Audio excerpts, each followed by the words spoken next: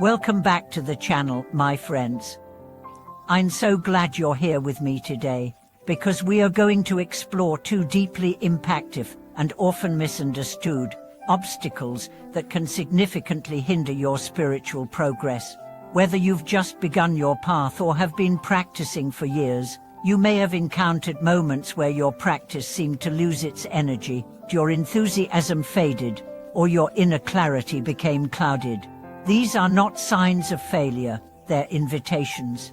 And today, we are going to learn exactly how to answer them. So let me ask you something. Have you ever felt that despite all your effort, meditation, study, chanting, you still weren't moving forward? That no matter how much discipline you applied, something still seemed stuck, off, or even lost? You're not alone. What you're experiencing are not random roadblocks. They are known, definable stages that almost every practitioner encounters, and they can be overcome. Let's talk about the first major obstacle: lack of sequential practice. This issue often hides beneath a veil of eagerness. You feel inspired, you want results, and so you try to rush ahead. You read advanced texts before understanding the basics. You attempt deep meditation techniques without building mental stability. You jump from one method to another, seeking faster transformation. And what happens? Confusion, frustration, stagnation. The truth is that spiritual growth, like all organic processes, unfolds in stages.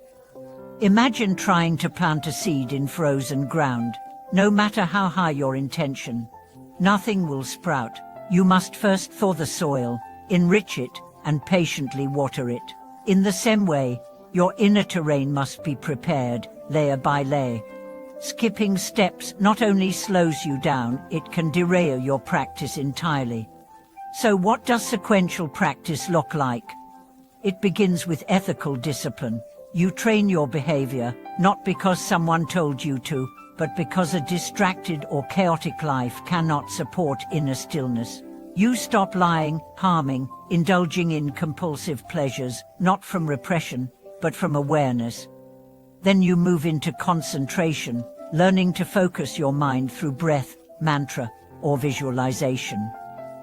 Only after this foundation do you enter deeper contemplative states, exploring insight and non-duality. This is not hierarchy, it's harmony. Take the example of a house. Ethics are the foundation, concentration is the structure. Wisdom is the light that fills the rooms. If you try to hang a chandelier before laying the concrete, you end up in ruins. But if you follow the natural order, what you build will last not just for months, but for lifetimes.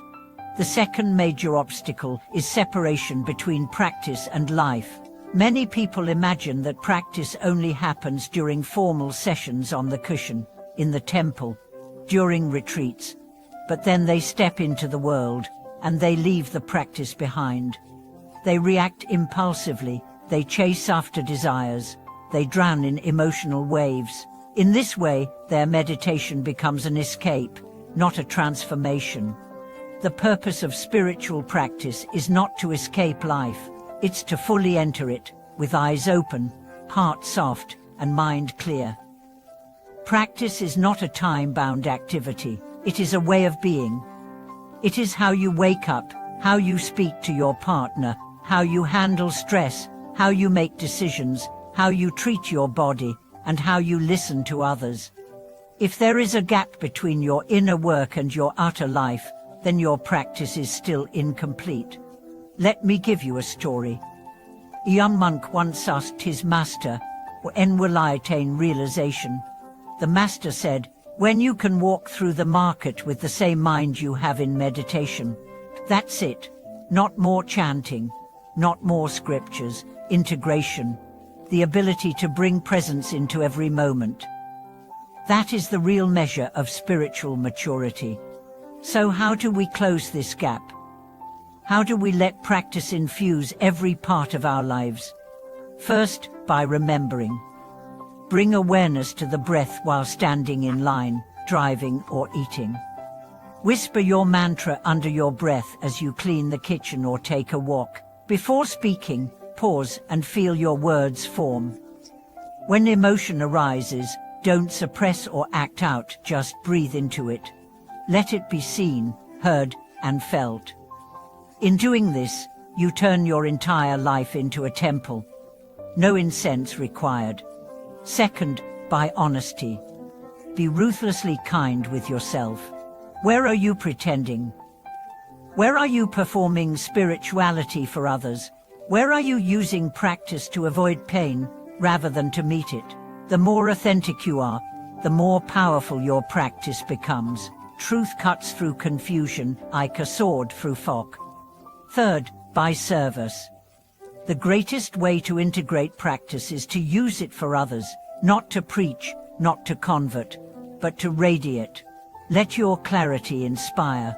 Let your calm soothe. Let your insight guide. Service is not about doing, it's about being. When your state of being uplifts others, you have truly begun to live the Dharma. And now, let's revisit those obstacles. When you find yourself stuck, confused, or weary, ask, am I skipping steps? Am I trying to leap into the sky without growing wings? Am I separating my cushion from my life? These questions are not accusations. They are lights on your path.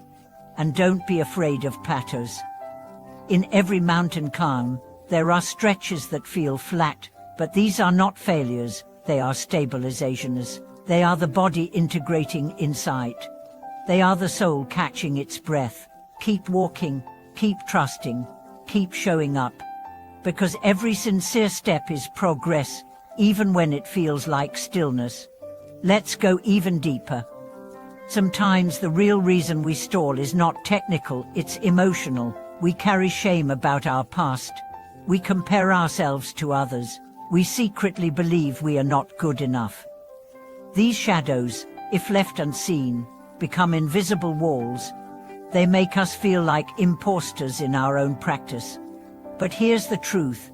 You are not your past. You are not your doubt. You are not your fear. You are the awareness that sees them, and that awareness is pure, spacious, and free.